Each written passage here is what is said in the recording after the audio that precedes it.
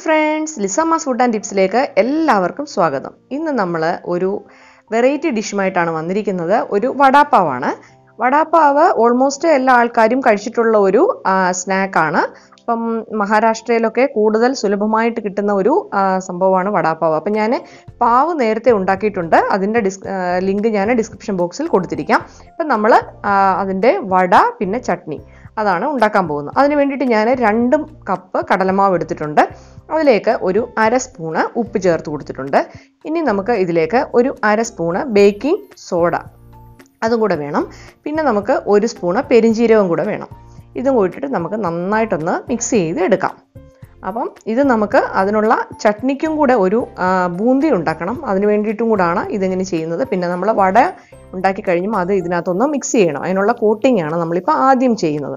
അപ്പോൾ ഇനി നമുക്ക് ഇത് ഒരു ഫോർക്കോ ഒരു സ്പൂണോ കൊണ്ടുവരും നമുക്ക് നന്നായിട്ടൊന്ന് മിക്സ് ചെയ്ത് കൊടുക്കാം. അപ്പോൾ ഈ ബേക്കിംഗ് സോഡയൊക്കെ നമ്മൾ ആഡ് ചെയ്തേക്കുന്നതുകൊണ്ട് നന്നായിട്ട് തന്നെ മിക്സ് ചെയ്തതിന് ശേഷം മാത്രമേ നമ്മൾ വെള്ളം ഒഴിച്ച് മിക്സ് ചെയ്യാവൂ. അപ്പോൾ അത് നന്നായിട്ടൊന്ന് മിക്സ് ചെയ്ത് കൊടുത്തിട്ടുണ്ട്. ഇനിയും കുറച്ചായിട്ട് വെള്ളം നമുക്ക് ഒഴിച്ച് നല്ലതായിട്ട് മിക്സ് ചെയ്യാം. അപ്പോൾ സാധാ വെള്ളമാണ് ഞാനിതിനകത്ത് ആഡ് ചെയ്യുന്നത്. അപ്പോൾ ഇതാ കുറച്ച് വെള്ളം ഒഴിച്ചു. ഇനി നമുക്ക് നന്നായിട്ടൊന്ന് മിക്സ് ചെയ്ത് കൊടുക്കാം.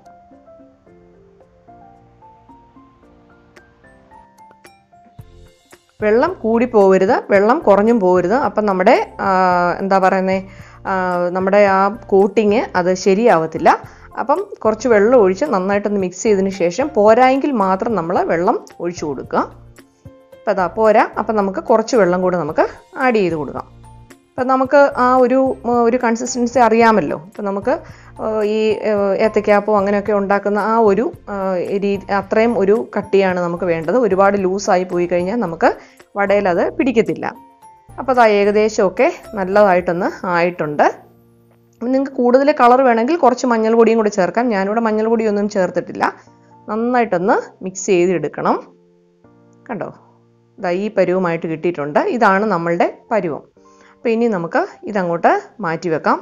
ഇനി നമുക്കൊരു ചട്നി തയ്യാറാക്കണം. അതിന് വേണ്ടിയിട്ട് ഞാൻ കുറച്ച് കാന്താരി എടുത്തിട്ടുണ്ട്. അപ്പോൾ ഒരു 10-20 കാന്താരി ഞാൻ എടുത്തിട്ടുണ്ട്.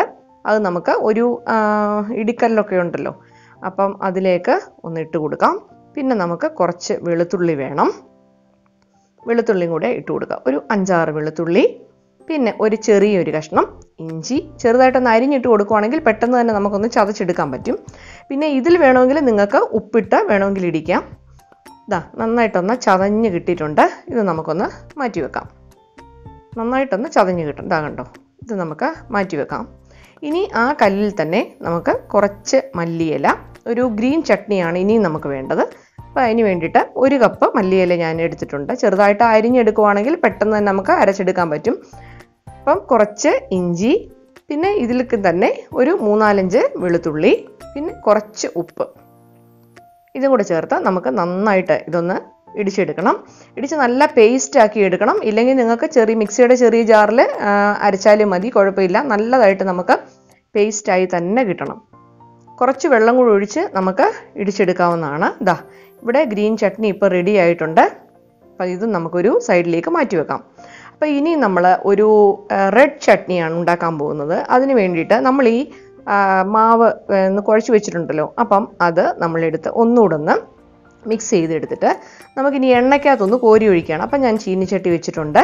ചീനിച്ചട്ടി നന്നായിട്ട് ഒന്ന് ചൂടായി വന്നിട്ടുണ്ട്. കുറച്ച് എണ്ണയും കൂടെ നമുക്കൊന്ന് ഒഴിച്ചു കൊടുക്കാം. അപ്പോൾ ഈ മാവിൽ നമ്മൾ ഒന്നുകൂടെ കൈയിട്ട് നന്നായിട്ടൊന്നുകൂടെ ഒന്ന് മിക്സ് ചെയ്യണം. കാരണം എവിടെയെങ്കിലും ഈ പച്ച മാവ് ഇങ്ങനെ ഇരിപ്പുണ്ടെങ്കിൽ നന്നായിട്ടൊന്ന് മിക്സായി വരാനാണ് നമ്മൾ കൈ കൊണ്ടൊന്ന് ഇളക്കി കൊടുക്കുന്നത്. അപ്പോൾ നമുക്ക് നന്നായിട്ടൊന്ന് മിക്സായി തന്നെ കിട്ടും. കട്ടകളൊന്നും ഇല്ലാതെ നമുക്ക് നന്നായിട്ട് കിട്ടും. ഇപ്പം നമ്മുടെ എണ്ണയൊക്കെ നന്നായിട്ടൊന്ന് ചൂടായിട്ട് വന്നിട്ടുണ്ട്. ഇനി നമുക്ക് കൈ കൊണ്ട് തന്നെ ഈ രീതിയിൽ നമുക്കൊന്ന് കോരി ഒഴിക്കാം. അപ്പം നല്ല റൗണ്ടായിട്ട് ചെറിയ ബോൾസ് ആയിട്ട് നമുക്ക് കിട്ടും. പിന്നെ നമുക്ക് തിരിച്ച് മറിച്ച് വിട്ട് പെട്ടെന്ന് തന്നെയാ ഒരു 10 സെക്കൻഡ് മാത്രം മതി ഇതൊന്ന് ആയി വരാൻ വേണ്ടി. പെട്ടെന്ന് തന്നെ ആയി കിട്ടും. അപ്പം നമുക്കിത് നന്നായിട്ടൊന്ന് ഈ കളറൊന്ന് ആകുമ്പോഴത്തേനും നമുക്കിത് എടുത്തു മാറ്റാം. അങ്ങനെ 2-3 പ്രാവശ്യം ഞാനിപ്പോൾ എടുക്കുന്നുണ്ട്. നമുക്ക് ചട്നിക്ക് നമുക്ക് എത്രയാണോ അളവ് വേണ്ടത് അത്രയും നമുക്ക് ചെയ്തെടുക്കാം. അപ്പം ഞാൻ 2ാമത്തെ സെക്ഷൻ കൂടെ ഇട്ട് കൊടുത്തിട്ടുണ്ട്. ഇതും കോരി മാറ്റിയിട്ടുണ്ട്. ഇത്രയും മതിയാവും. പിന്നെ ഒരു 5-6 വെളുത്തുള്ളി, അത് നമുക്ക് ഇതിലേക്ക് എടുത്തിട്ട് ഒന്ന് ഫ്രൈ ചെയ്തെടുക്കാം. അപ്പം ഇങ്ങനെയൊക്കെ എടുത്ത് നമ്മൾ ചെയ്യുമ്പോൾ ഒരു പ്രത്യേക ടേസ്റ്റാണ് കേട്ടോ. പിന്നെ കുറച്ച് പച്ചമുളക് നമുക്ക് വേണം. ഇത് ഞാനൊന്ന് നടുവേ ഒന്ന് പിളർത്തി എടുത്തിട്ടുണ്ടായിരുന്നു. എന്ന് വെച്ചാൽ പച്ചമുളക് സെപ്പറേറ്റ് ആക്കിയിട്ടില്ല, ഇതിൻ്റെ നടുവ് മാത്രം ഒന്ന് പിളർത്തി എടുത്തിട്ട് ഒന്ന് ഫ്രൈ ചെയ്ത് എടുക്കുക. പിന്നെ ഇതിനകത്ത് കുറച്ച് ഉപ്പൂടെ എടുക്കുമ്പോഴത്തേന് ആ മുളകിന് ഒരു പ്രത്യേക ടേസ്റ്റാണ് കേട്ടോ. ഇപ്പം നമുക്ക് വടാപ്പാവിൻ്റെ ഇടയ്ക്ക് കിട്ടത്തില്ലേ ഒരു പച്ചമുളക്, അപ്പോൾ ആ ഒരു ടേസ്റ്റാണ്. അപ്പോൾ നമുക്ക് കുറച്ച് ഉപ്പും കൂടെ ചേർത്ത് കൊടുത്താൽ നമ്മുടെ പച്ചമുളകും കടിക്കാൻ കിട്ടത്തില്ല, നല്ല എരിവിന് വേണ്ടിയിട്ട്. ഇത് അധികം എരിവുള്ള മുളകൊന്നും അല്ല കേട്ടോ. അപ്പോൾ നന്നായിട്ട് മിക്സ് ചെയ്ത് വെച്ചിട്ടുണ്ട്, അത് നമുക്ക് മാറ്റി വെക്കാം. അപ്പം നമ്മൾ ഈ ഫ്രൈ ചെയ്ത് വെച്ചിരിക്കുന്ന ഈ ബൂന്തി, ഈ വെളുത്തുള്ളിയും അതും കൂടെ നമുക്ക് മിക്സിയുടെ ചെറിയ ജാറിലിട്ട് നന്നായിട്ടൊന്ന് പൊടിച്ചെടുക്കണം. അപ്പോൾ ഇത് രണ്ടും ഇട്ട് കൊടുത്തിട്ടുണ്ട്. ഇനി നമുക്ക് ഇതിലേക്ക് കുറച്ച് മുളക് പൊടിയും കൂടെ ആവശ്യമുണ്ട്. അപ്പോൾ ഇത് ഇട്ട് കൊടുത്തു. നമുക്ക് എത്രയാണോ വേണ്ടത് അത്രയും ഇടാം കേട്ടോ. കുറച്ച് മുളക് പൊടി, പിന്നെ ഇതിനാവശ്യമുള്ള ഉപ്പും കൂടെ ചേർക്കാം.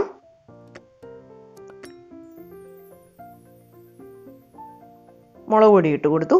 പിന്നെ നമുക്ക് ഇതിലേക്ക് കുറച്ച് നമ്മുടെ ടേസ്റ്റിന് വേണ്ടിയിട്ട് ചാറ്റ് മസാല, അതാണ് നമ്മുടെ ഇതിൻ്റെ ഒരു മെയിൻ ഇൻഗ്രീഡിയൻറ്റ്. ഇത് മസ്റ്റാണ് കേട്ടോ. അപ്പോൾ ചാറ്റ് മസാലയും കൂടി ഇട്ട് നല്ലതായിട്ട് പൊടിച്ചെടുത്ത് നമ്മുടെ നല്ല സ്പൈസി ആയിട്ടുള്ള ചുമന്ന ചട്നിയും കൂടെ, അതായത് സുക്ക ചട്നിയാണേ, അതായത് ഉണങ്ങിയിരിക്കുന്ന ചട്നി, അത് റെഡി ആയിട്ടുണ്ട്. പിന്നെ നമുക്ക് വേണ്ടത് പൊട്ടറ്റോ ആണ്. പൊട്ടറ്റോ നന്നായിട്ട് ബോയിൽ ചെയ്ത് നല്ലതായിട്ട് ഒന്ന് കുഴച്ച് വെച്ചിട്ടുണ്ട്, നല്ലതായിട്ട് വേവിച്ച് വെച്ചതാണ്, അത് മാറ്റി വെച്ചിട്ടുണ്ട്. പിന്നെ നമുക്ക് ഇതെല്ലാം ഒന്ന് ഫ്രൈ ചെയ്തെടുക്കണം. അതിന് വേണ്ടി ഒരു പാൻ വെച്ച് കൊടുക്കാം. ഒരു 2 ടേബിൾ സ്പൂണ് ഓയിൽ ഒഴിച്ചു കൊടുക്കാം.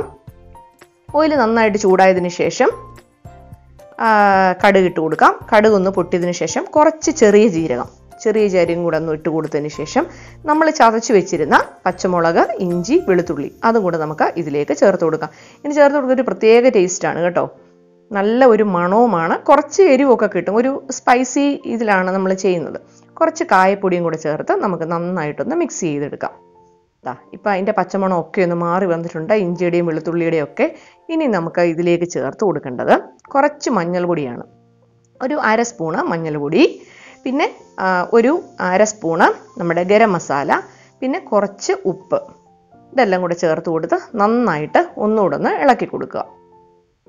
പിന്നെ നമ്മൾ പൊട്ടറ്റോ ഇട്ട് കഴിഞ്ഞിട്ടാണ് ഈ പൊടികൾ ഇടുന്നതെങ്കിൽ അവിടെ ഇവിടെയൊക്കെ പറ്റി പിടിച്ചിരിക്കും, അതായത് എല്ലായിടത്തും ഒന്നും മിക്സ് ആവത്തില്ല. അതുകൊണ്ടാണ് ആദ്യമേ ഈ മസാലകളൊക്കെ ഒന്ന് ചേർത്ത് കൊടുക്കുന്നത്.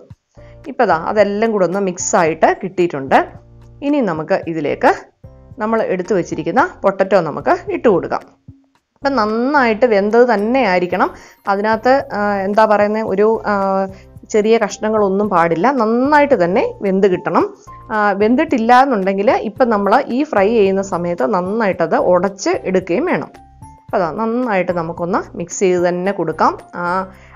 പച്ചമുളകും ഇഞ്ചിയുടെയും വെളുത്തുള്ളിയുടെയും പേസ്റ്റൊക്കെ ആ പൊട്ടറ്റോയുടെ ഇടയിലേക്ക് നമുക്ക് എത്തണം. അതുപോലെ നന്നായിട്ട് മിക്സ് ചെയ്ത് അതിൻ്റെ ഒരു പരുവെന്ന് പറയുന്നത് ഈ പാനിൻ്റെ സൈഡിലുള്ള മുഴുവൻ പൊട്ടറ്റോയും ഒന്നായിട്ടിരിക്കും.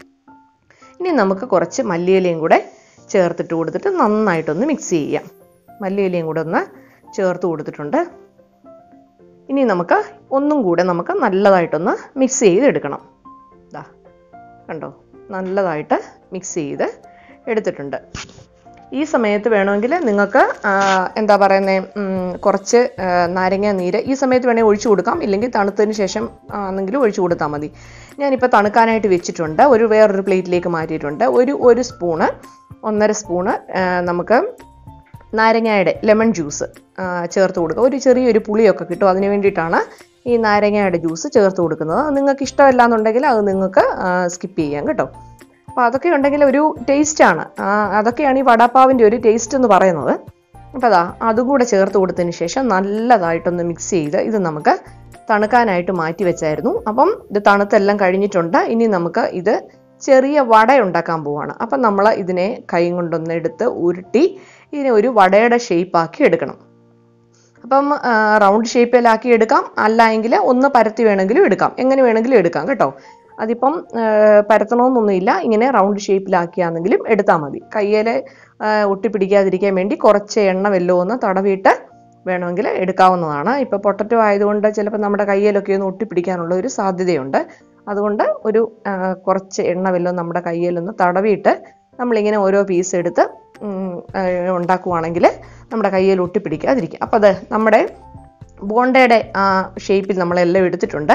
ഇനി നമ്മൾ എണ്ണ ചൂടാക്കാനായിട്ട് വെച്ചിട്ടുണ്ട്. എണ്ണ നന്നായിട്ട് ചൂടായതിനു ശേഷം ഈ ഓരോ എന്താ വെച്ചാൽ നമ്മൾ ആ ബോണ്ടയുടെ ഷേപ്പിലാക്കി വെച്ചിരിക്കുന്ന ഓരോ ഉരുളയും എടുത്ത് ഈ നമ്മൾ മിക്സ് ചെയ്ത് വെച്ചിരിക്കുന്ന ആ കടലമാവിൻ്റെ മിക്സ് ഉണ്ടല്ലോ അതിലേക്ക് ഓരോന്നോരോന്നായിട്ട് മുക്കിയെടുത്ത് ഈ എണ്ണയ്ക്കകത്ത് ഇട്ട് തിരിച്ചും മറിച്ചും എടുത്ത് നന്നായിട്ട് കുക്ക് ചെയ്തെടുക്കുക. ഇതാ നമ്മുടെ അടിപൊളി പൊട്ടറ്റോ വട ഇവിടെ റെഡി ആയിട്ടിരിക്കുകയാണ്. നല്ല ടേസ്റ്റാണ് ഇത് കഴിക്കാൻ കേട്ടോ. ഇപ്പം ഈ എന്താ പറയുന്നത് ഈ വടാപ്പാവിൻ്റെ കൂടെ ഒന്നും അല്ലെങ്കിൽ തന്നെ ഭയങ്കര ടേസ്റ്റാണ് അത് കഴിക്കാൻ. അപ്പോൾ അതാ ഞാൻ ഉണ്ടാക്കിയ പാവ് കണ്ടോ. അപ്പം ഞാൻ വീട്ടിലുണ്ടാക്കിയതാണ്. അപ്പോൾ അതിൻ്റെ ലിങ്ക് ഞാൻ പറഞ്ഞില്ല ഡിസ്ക്രിപ്ഷൻ ബോക്സിൽ കൊടുത്തേക്കാമെന്ന്. അപ്പോൾ അത് നിങ്ങൾ പോയി ഒന്ന് നോക്കണം. അപ്പം നമ്മൾ വടാപ്പാവ് നമ്മളിനി സെറ്റ് ചെയ്യാൻ പോവുകയാണ്. അപ്പോൾ അതിനുവേണ്ടി നമ്മുടെ വട റെഡിയാണ്. ഗ്രീൻ ചട്നി, ചുമന്ന ചട്നി എല്ലാം റെഡി ആയിട്ടുണ്ട്. പിന്നെ മുളക് റെഡി ആയിട്ടുണ്ട്. നമ്മുടെ പാവും റെഡിയാണ്. അപ്പോൾ നമുക്കിനിയും നല്ല സോഫ്റ്റ് ആയിട്ടുള്ള പാവാണ്. അത് നമ്മൾ ഒന്ന് എടുത്തിട്ട് ഇനി നമുക്ക് എന്തോ ചെയ്യണം, അത് കീറി അതിനകത്താണ് നമ്മൾ ഈ മസാലകളൊക്കെ ഒന്ന് ഇട്ട് വെക്കാനായിട്ട്. അപ്പം നമുക്ക് ഓരോന്നോരോന്ന് കീറിയെടുക്കാം. ഇതാ ഓരോന്ന് കീറിയെടുത്തിട്ടുണ്ട്. ഇനി നമുക്ക് ആദ്യമായിട്ട് ആ ഗ്രീൻ ചട്നി അങ്ങോട്ട് ഒഴിച്ചു കൊടുക്കാം. നല്ല കുറച്ച് എരിവുണ്ട് കേട്ടോ. മല്ലിയിലയും എന്ന് വെച്ചാൽ ഒരുപാടൊന്നുമില്ല. ഈ ഗ്രീൻ കളർ കണ്ടുകൊണ്ട് ഒരുപാട് എരിയാണെന്നൊന്നും വിചാരിക്കേണ്ട, ഒത്തിരി എരിയൊന്നുമില്ല. പിന്നെ നമ്മൾ ഒരു സൈഡിൽ അതിൻ്റെ റെഡ് ചട്നി, സുക്ക ചട്നിയാണേ, അതും കൂടെ ഒന്ന് ചേർത്ത് കൊടുത്തിട്ട് പിന്നെ നമ്മളൊരു വടയും കൂടെ വെച്ച് പിന്നെ എന്താ പറയുന്നത് ഒരു പച്ചമുളകും. നല്ല ടേസ്റ്റാണ് കേട്ടോ. ഒരു പ്രത്യേക ടേസ്റ്റാണ് ഇത് കഴിക്കാൻ വേണ്ടിയേ. അപ്പം ഇങ്ങനെയാണ് നമ്മൾ കഴിക്കുന്നത്, കണ്ടില്ലേ. അപ്പം നമ്മൾ ഈ ബോംബെയിൽ ഒക്കെ താമസിക്കുന്നവർക്കും അല്ലെങ്കിൽ ബോംബെ പോയിട്ടുള്ളവർക്കും ഒക്കെ വളരെ ഒരു പ്രാവശ്യമെങ്കിലും കഴിച്ചിട്ട് ഇല്ലാത്തവരാരും ഉണ്ടാവില്ല. അപ്പം നമ്മുടെ വടാപ്പാവ് ഇവിടെ റെഡി ആയിട്ടിരിക്കുകയാണ്. അപ്പം എല്ലാവരും ഇതൊന്ന് ട്രൈ ചെയ്ത് നോക്കണം. അപ്പോൾ വീഡിയോ ആദ്യമായിട്ടാണ് കാണുന്നതെങ്കിൽ ലൈക്ക് ചെയ്യാനും ഷെയർ ചെയ്യാനും സബ്സ്ക്രൈബ് ചെയ്യാനും മറക്കല്ലേ. താങ്ക്